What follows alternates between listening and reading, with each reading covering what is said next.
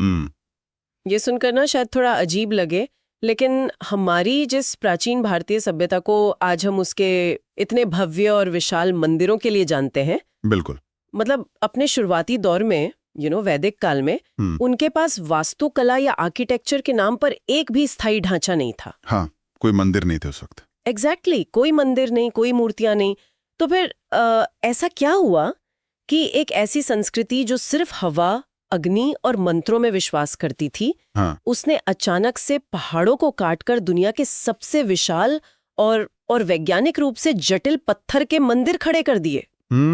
ये एक ऐसा विरोधाभास है ना, जो अक्सर इतिहासकारों को भी चौंका देता है। मतलब जब हम वास्तुकला के इस विकास को देखते हैं, तो ये केवल ईंट और पत्थर जोड़ने की कहानी नहीं रह जाती। हाँ, वो तो है। ये बेसिकली इंसानी सोच, हमारे विज्ञान और एक पूरी सभ्यता के अमूर्त से मूर्त की तरफ बढ़ने का सफर है। और यही आज के हमारी इस डीप डाइव का मुख्य मिशन भी है।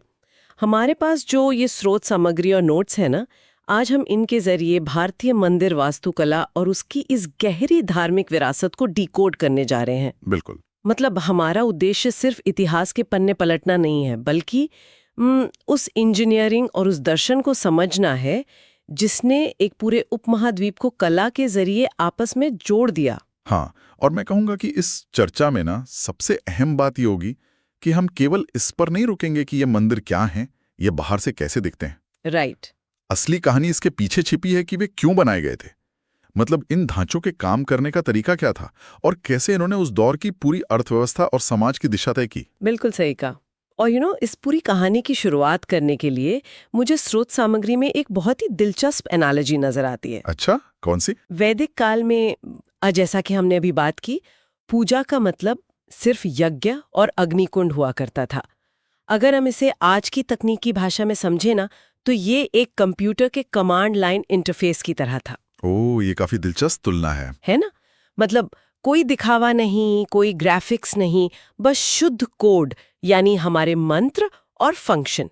अनुष्ठान अहम था, वो जगह नहीं जहां अनुष्ठान हो रहा है। चलिए इसे अनपैक करते हैं। हाँ, और ये कमांड लाइन इंटरफेस वाली जो तुलना है, ये इस पूरी प्रक्रिया को बहुत सटीकता से समझाती है। वैदिक काल में ना अग्नि ही वो माध्यम थी जो मनुष्यों और देवताओं के बीच का एक तरह का सर्वर थी। सर्वर, हाँ। तो इसके लिए किसी विशाल इमारत की जरूरत ही नहीं थी। लेकिन जैसे जैसे समय बीता, मतलब जब समाज अधिक जटिल होने लगा, तो मानव मन को एकाग्र होने के लिए एक ग्राफिकल यूजर इंटरफेस की जरूरत महसूस होने लगी। लेकिन ये बदलाव रातों रात तो नहीं हुआ होगा ना? मतलब नोट्स बताते हैं कि मौर्य काल में अशोक के जो स्तंभ और शिलालेख थे, वहां से कुछ स्थायी निर्माण शुरू हुए। हाँ, वो एक शुरुआत थी। लेकिन वास्तुकला का जो असली धमाका है, जिसे स्रोत स्वर्ण युग या गोल्डन एज कहते हैं, वो गुप्त काल में जाके हुआ। तो ऐसा क्या बदल गया था गुप्त काल में?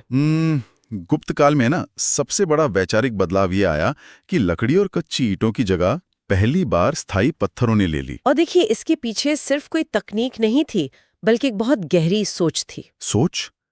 कैसी सोच? पत्थर का मतलब होता है शाश्वत, मतलब जो समय की मार झेल सके, जो हमेशा रहे।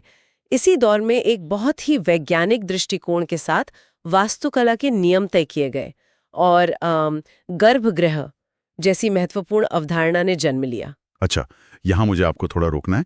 नोट्स में गर्भगृह को मंदिर का सबसे महत्वपूर्ण और पवित्र हिस्सा बताया गया है, जहाँ मुख्य देवता की मूर्ति होती है। बिल्कुल। लेकिन अगर ये वास्तुकला का स्वर्ण युग था, तो उन्होंने इस मुख्य जगह को इतना छोटा, अंधेरा और एक गुफा जैसा क्यों बनाया? वो तो इसे भी बहुत विशाल और हवादार बना सकते थे ना? यही तो बात है। यहीं पर वास्तुकला जो है वो मनोविज्ञान से मिलती है। गर्भगृह को जानबूझकर एक आदिम गुफा का रूप दिया गया था। अच्छा। हाँ, मतलब जब कोई व्यक्ति बाहरी दुनिया की चकाचौंध, शोर और उन विशाल मंडपों को पार करके गर्भगृह में पहुंचता है ना, तो वो अंधकार और वो शांति उसे अपनी सभी इंद्रियों को समेटने पर मजबूर कर देती है। Oh wow! ताकि वो केवल एक बिंदु पर केंद्रित हो सके।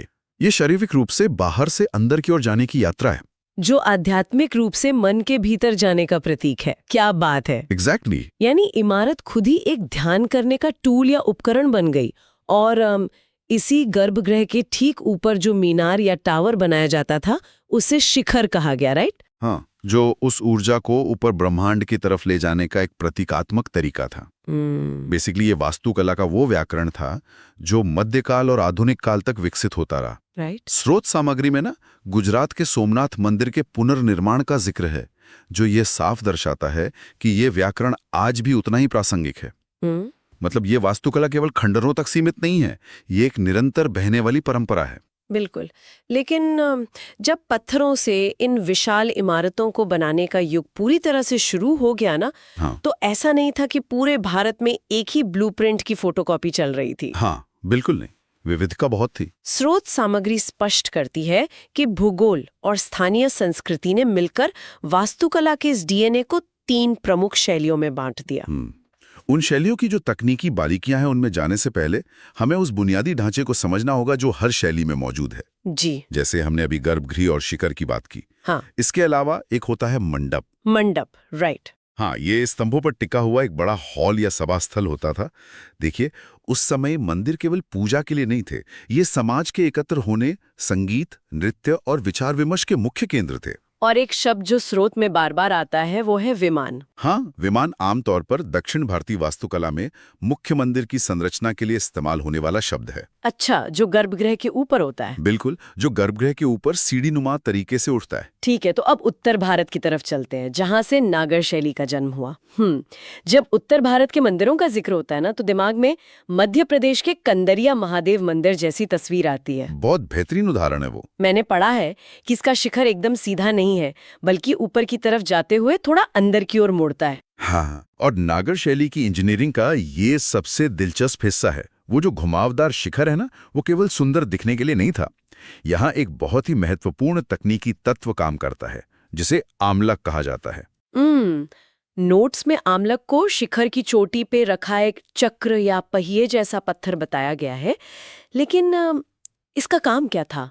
क्या ये सिर्फ डिजाइन का हिस्सा था? यही तो सबसे बड़ी गलतफहमी है। आप सोचिए, उस समय बिना सीमेंट या मोर्टार के इतनी ऊंची इमारतें बन रही थीं। हाँ, ये तो है। तो सारा खेल गुरुत्वाकर्षण और पत्थरों के संतुलन का था। आमलक एक बेहद भारी, खांचेदार पत्थर होता था, जो शिखर के बिल्कुल टॉप पर यानी शीर्ष पर रखा जाता था। अच्छा, तो वजन के लिए? एग्जैक्टली। इसका भारी वजन नीचे के सभी घुमावदार पत्थरों को अपनी जगह पर लॉक कर देता था। मतलब ये गुरुत्वाकर्षण को एक गोंद की तरह इस्तेमाल करने की तकनीक थी। ओह वाह। और फिर उसके ऊपर कलश स्थापित होता था। ये तो वाकई इंजीनियरिंग का कमाल है। नागर शैली की ये ऊंचाई और भव्यता तो समझ आती है, लेकिन स्रोत सामग्री एक बहुत ही अजीब विरोधाभास की ओर इशारा करती है। कैसा विरोधाभास? जब हम दक्षिण भारत की ओर जाते हैं, जहां द्रविड़ शैली का राज है, तो मुख्य मंदिर यानी जो विमान है, वो ऊपर से घुमावदार होने के बजाय एक सीधे पिरामिड की तरह सीढ़ियों में बंट जाता है। हाँ, स्टेप्स होते हैं उसमें। और उससे भी बड़ी बात, वहां मंदिर के मुख्य हिस्से से ज्यादा ध्यान उसके बाहरी प्रवेश द्वार पर दिया जाने लगा। ऐसा क्यों हुआ? ये एक बहुत ही शानदार अवलोकन है। दक्षिण भारत में ना, जब चोल और पल्लव जैसे राजवंशों का दौर था, तो मंदिर सिर्फ पूजा के स्थान से बहुत आगे निकल गए थे। मतलब और क्या बन गए थे? वे पूरी अर्थव्यवस्था के केंद्र बन गए थे। हाँ? मंदिर के पास विशाल जमीनें होती थीं, वे किसानों को कर्ज देते थे और हजारों लोगों को रोजगार भी देते थे। एक तरह से कहें तो मंदिर ही पूरा शहर बन गया था। तो इसका वास्तुकला पर क्या असर पड़ा? अब देखिए, जब मंदिर एक शहर बन गया, तो उसकी सुरक्षा और सीमाओं का महत्व अपने आप बढ़ गया। लॉजिकल है। इसलिए उन्होंने मुख्य मंदिर के चारों ओर विशालकाय बाउंड्री वॉल्स या दीवारें बनानी शुरू की। और उन दीवारों में जो भव्य प्रवेश द्वार बनाए गए हैं ना, हाँ, उन्हें गोपुरम कहा गया। अच्छा, तो ये गोपुरम है। हाँ, और समय के साथ राजाओं में ये होड़ मच गई कि कौन कितना विशाल और ऊंचा गोपुरम बना सकता है। तमिलनाडु का बृहदेश्वर मंदिर इसका एक बहुत सटीक उदाहरण है। बिल्कुल। और मजे की बात यह है ना कि कई दक्षिण भारतीय मंदिरों में अंदर का मुख्य विमान काफी छोटा होता है, जबकि जो बाहर का गोपुरम है वो गगनचुंबी होता है। हाँ, वो मीलों दूर से दिख जाता है। एग्जैक्टली। और वो हजारों मूर्तियों से सजा होता है। बेसिकली ये राजनीतिक सत्ता और आर्थिक शक्ति का एक खुला प्रदर्शन था। यहाँ बात एक बहुत ही अलग दिशा में जाती है। हमने उत्तर की नागर शैली देखी और दक्षिण की द्रविड़ शैली, लेकिन स्रोत सामग्री में मध्य भारत की एक तीसरी शैली का भी विस्तार से जिक्र है, वेसर शैली। हाँ, वेसर शैली बहुत खास है। ये शैली नागर और द्रविड़ दोनों की विशेषताएं लिए हुए है। तो क्या हम वेसर शैली को प्राचीन भारत का सबसे सफल आर्किटेक्चरल रीमिक्स कह सकते हैं? रीमिक्स शब्द यहाँ बिल्कुल फिट बैठता है। मतलब चालुक्य और होयसल राजवंशों के जो कारीगर थे ना, वो बहुत प्रयोगशील थे। अच्छा। वे न तो पूरी तरह से नागर शैली अपनाना चाहते थे और न ही द्रविड़। तो उन्होंने जो बीच का रास्ता निकाला वो बहुत ही जटिल और बहुत सुंदर था। तो उन्होंने दोनों के बेहतरीन हिस्सों को मिलाया कैसे? मतलब ये तो किसी सॉफ्टवेयर के दो अलग अलग कोड को मिलाने जैसा है। हाँ, देखिए उन्होंने क्या किया कि मंदिर के बेस या फ्लोर प्लान को एकदम बदल दिया। इसे नॉर्मल चौकोर के बजाय तारे के आकार का यानी स्टार शेप्ड बना दिया। अच्छा, स्टार शेप्ड। इससे क्या फायदा हुआ? इससे मूर्तियों को उकेरने के लिए दीवारों पर बहुत ज्यादा सतह या सरफेस एरिया मिल गया। और जो ऊपर का ढांचा था ना, उसमें द्रविड़ शैली जैसी क्षैतिज सीढ़ियां तो रखीं, लेकिन उसका समग्र बाहरी आकार नागर शैली की तरह घुमावदार रखा। क्या बात है! कर्नाटक में बेलूर और हालेबिडु के मंदिर इसके बेहतरीन उदाहरण हैं। वहां सोपस्टोन का इस्तेमाल हुआ है। सोपस्टोन, ये क्या होता है? ये एक ऐसा पत्थर है जो शुरुआत में नरम होता है, जिससे उस पर मोम जैसी बारीक नक्काशी की जा सकती है और फिर हवा लगने पर वो सख्त हो जाता है। Oh wow! ये तो वास्तुकला और रसायन विज्ञान दोनों का मिश्रण लगता है। बिल्कुल। अब जब हमने इस वास्तुकला के तकनीकी डीएनए को समझ लिया है ना, तो स्रोत सामग्री में मौजूद उन दो विशेष मास्टरपीस पर जूम इन करना जरूरी है, जिन्हें स्थापत्य कला की पराकाष्ठा माना जाता है। हाँ, जहां वास्तुकला सिर्फ एक इमारत नहीं रही। एग्जैक्टली, वो समय और जीवन दर्शन का एक जीता जागता स्वरूप बन गई। सबसे पहले बात करते हैं कोणार्क सूर्य मंदिर की। उड़ीसा में कलिंग वास्तुकला का ये मुकुटमणि है। हाँ। इसे 13वीं शताब्दी में राजा नरसिंह देव प्रथम द्वारा बनवाया गया था। इस मंदिर की सबसे बड़ी खासियत इसका आकार है। हाँ। इसे केवल एक नॉर्मल इमारत के रूप में नहीं, बल्कि सूर्य देव के एक विशालकाय रथ के रूप में डिजाइन किया गया है। लेकिन नोट्स में एक बात जो मुझे सबसे ज्यादा हैरान कर रही है, वो है इस रथ के पहिए। हाँ? इसके दोनों तरफ 24 विशाल पहिए उकेरे गए हैं। मुझे समझ नहीं आ रहा कि एक विशाल पत्थर के ढांचे में इतने बड़े पहियों की क्या जरूरत थी। क्या ये सिर्फ इसे एक रथ जैसा दिखाने के लिए एक सजावटी तत्व था? इसे सिर्फ सजावट मानना बहुत बड़ी भूल होगी। कोणार्क मूल रूप से पत्थर में उकेरा गया एक विशाल खगोलीय उपकरण है। खगोलीय उपकरण? मतलब एक यंत्र। हाँ, ये जो 24 पहिए हैं ना, ये समय का बहुत गहरा प्रतीक है। ये दिन और रात के 24 घंटों को दर्शाते हैं। इसके अलावा इस रथ को खींचने के लिए 7 घोड़ों की मूर्तियां हैं, जो सप्ताह के 7 दिनों को दर्शाते हैं। बिल्कुल सही। तो ये सच में समय का पहिया है। और मैंने ये भी पढ़ा है कि इन पहियों की तीलियां असल में एक धूप घड़ी या सनडाइल का काम करती हैं। एग्जैक्टली। आज भी अगर आप कोणार्क जाते हैं तो उन पहियों पर पड़ने वाली परछाई को देखकर आप समय का लगभग सटीक अनुमान लगा सकते हैं। वाओ! और इसके अलावा स्रोत ये भी बताते हैं कि प्राचीन काल में समुद्र से यात्रा करने वाले यूरोपीय नाविक इस मंदिर को ब्लैक पगोड़ा कहते थे। ब्लैक पगोडा, वो भी एक नेविगेशन टूल के रूप में? हाँ, क्योंकि इसके पत्थरों का रंग गहरा था और ये समुद्र तट पर इतना ऊंचा था कि यूरोपीय नाविक इसे बहुत दूर से देखकर अपनी दिशा तय करते थे। क्या बात है! एक हिंदू मंदिर जो सदियों तक अंतर्राष्ट्रीय नाविकों के लिए कंपास का काम करता रहा। ये अपने आप में वास्तुकला का एक बहुत अद्भुत पहलू है। ये जानकारी तो वाकई में नजरिए को बदल देती है। अब कोणार्क से निकलकर हम मध्य प्रदेश के खजुराहो मंदिर समूह की ओर चलते हैं। जी। 950 से 1050 ईस्वी के बीच चंदेल वंश द्वारा निर्मित ये मंदिर शुरुआत में 85 थे, लेकिन समय की मार के बाद अब केवल 25 ही बचे हैं, जिनमें कंदरिया महादेव सबसे विशाल है। हाँ। खजुराहो ना वास्तुकला के इतिहास में बहुत ही अनूठा स्थान रखता है। ये अपने बारीक काम के लिए तो जाना ही जाता है, लेकिन इसकी एक विशेष प्रकार की मूर्ति कला अक्सर सबसे ज्यादा चर्चा का विषय रहती है। हाँ, और यहाँ मुझे आपको थोड़ा सा पुशबैक देना है।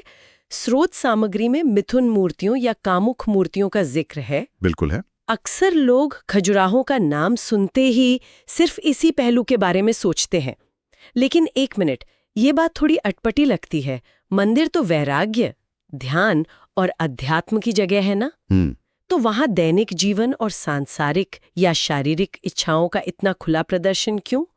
क्या ये दर्शन के नजरिए से एक बहुत बड़ा विरोधाभास नहीं है? ये विरोधाभास सिर्फ तब लगता है जब हम आज के नजरिए से उस दौर को देखते हैं। अच्छा। यहाँ वास्तुकला हमें जीवन दर्शन पढ़ा रही है। देखिए, प्राचीन भारतीय दर्शन में धर्म, अर्थ, काम और मोक्ष, इन चारों को मानव जीवन का अनिवार्य अंग माना गया है। हाँ, ये तो है। तो खजुराहों की वास्तुकला ये सिखाती है कि भौतिक और शारीरिक इच्छाएं जीवन का एक स्वाभाविक हिस्सा हैं। उनसे भागने या उन्हें छुपाने की कोई जरूरत नहीं है। तो क्या इसका कोई ढांचागत अर्थ भी था? मेरा मतलब है, क्या ये मूर्तियां मंदिर में कहीं भी, मतलब किसी भी दीवार पर बनी हुई हैं? यहीं पर तो सबसे बड़ा संदेश छिपा है।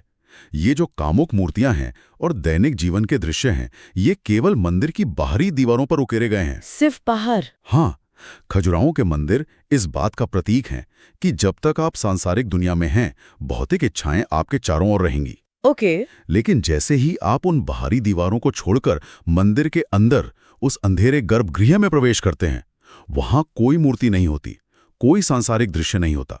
वहां सिर्फ शून्यता और ईश्वर है। हमारी आत्मा? बिल्कुल। ये केवल पत्थर का काम नहीं है, ये तो पूरी तरह से मनोविज्ञान है। एग्जैक्टली। और यही कारण है कि इसे कला और जीवन दर्शन का एक बेहतरीन संतुलन माना जाता है। अमेजिंग। ये तो हुई एक मंदिर के भीतर की मनोवैज्ञानिक यात्रा। लेकिन अगर हम इस लेंस को थोड़ा जूम आउट करें ना, और स्रोत सामग्री के अगले हिस्से पर आएं, तो एक और भी बड़ी तस्वीर दिखाई देती है। वो कैसे? ये मंदिर केवल एक स्थान पर खड़ी इमारतें नहीं थे। स्रोत सामग्री में पवित्र भूगोल या सेक्रेड ज्योग्राफी का एक बहुत ही शानदार विचार दिया गया है। हाँ, ये वास्तुकला का वो आयाम है जो अक्सर नजरअंदाज कर दिया जाता है। हम मंदिरों को अलग अलग इमारतों के रूप में देखते हैं, राइट? लेकिन वास्तव में वे एक विशाल अदृश्य भौगोलिक नेटवर्क का हिस्सा थे। और इस नेटवर्क का जो सबसे प्रमुख उदाहरण है, वो है ज्योतिर्लिंग। ज्योतिर्लिंग यानी भगवान शिव का प्रकाश रूप, है ना? बिल्कुल। कुल 12 ज्योतिर्लिंग स्थापित किए गए। पश्चिमी तट पर सोमनाथ से लेकर उत्तर में काशी विश्वनाथ और मध्य में महाकालेश्वर तक। ये किसी एक राज्य या क्षेत्र की सीमा में बंधे हुए नहीं हैं। ये पूरे भारतीय उपमहाद्वीप के नक्शे को कवर करते हैं। और इसी भौगोलिक नेटवर्क को आदि शंकराचार्य ने 4 धाम की स्थापना के साथ और ज्यादा पुख्ता किया। हाँ, वो बहुत बड़ा कदम था। उन्होंने जानबूझकर भारत की चारों दिशाओं के अंतिम छोरों पर 4 प्रमुख धाम स्थापित किए।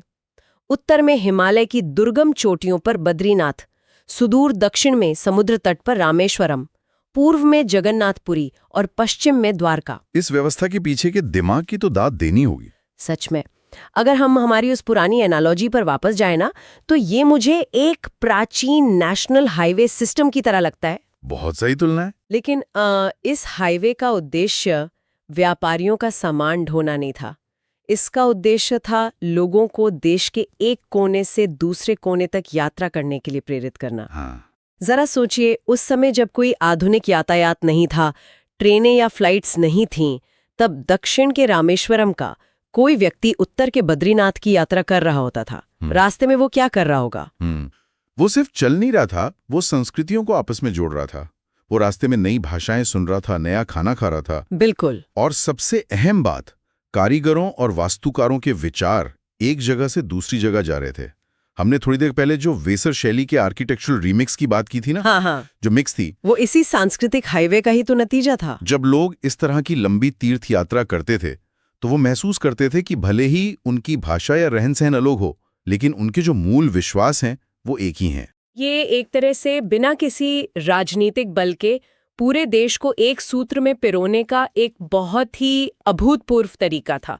तो अगर हम आज के इस पूरे सफर की सभी कड़ियों को एक साथ जोड़ें, तो इस गहन चर्चा का क्या निष्कर्ष निकलता है? स्रोत सामग्री से जो सबसे स्पष्ट निष्कर्ष उभर कर सामने आता है, वो ये है कि इन मंदिरों को केवल धार्मिक स्थल समझने की भूल हमें नहीं करनी चाहिए। राइट। ये अपने आप में संपूर्ण शहर थे जहां अर्थव्यवस्था धड़कती थी। ये कला के ऐसे केंद्र थे जहां पीढ़ियों तक मूर्तिकारों और वास्तुकारों ने गुरुत्वाकर्षण और ज्यामिति के नियमों के साथ खेला। बिल्कुल। कोणार्क हमें सिखाता है कि वास्तुकला खगोल विज्ञान का रूप ले सकती है। खजुराहो बताता है कि पत्थर मानव मनोविज्ञान को दर्शा सकते हैं। हाँ। और चारधाम का जो नेटवर्क है, वो ये साबित करता है कि आस्था एक पूरे उपमहाद्वीप को सांस्कृतिक रूप से एकजुट करने वाला सबसे मजबूत गोंद बन सकती है। क्या बात है! ये सच में एक ऐसा नजरिया है ना जो इतिहास की किताबों से परे जाकर हमें अपनी विरासत को एक नए लेंस से देखने पर मजबूर करता है।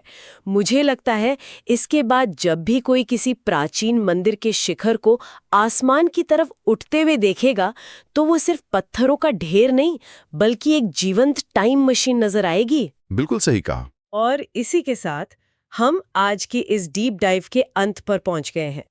लेकिन जाने से पहले स्रोत सामग्री के इन तथ्यों ने एक ऐसा विचार छोड़ दिया है जिस पर गौर करना काफी दिलचस्प होगा। हम सोच सकते हैं कि आज से 1 या 2 हजार साल बाद जब भविष्य के पुरातत्वविद हमारे इन आधुनिक शहरों की खुदाई करेंगे तो उन्हें हमारे आज के कांच, स्टील और कंक्रीट के वो सीधे और उपयोगितावादी ढांचे मिलेंगे। क्या उन व्यावसायिक इमारतों के मलबे में उन्हें हमारे आज के जीवन दर्शन, हमारे समय के चक्र या ब्रह्मांड के साथ हमारे जुड़ाव का कोई ऐसा गहरा अर्थ मिलेगा जैसा खजुराहो और कोणार्क के पत्थरों में आज भी सुरक्षित है?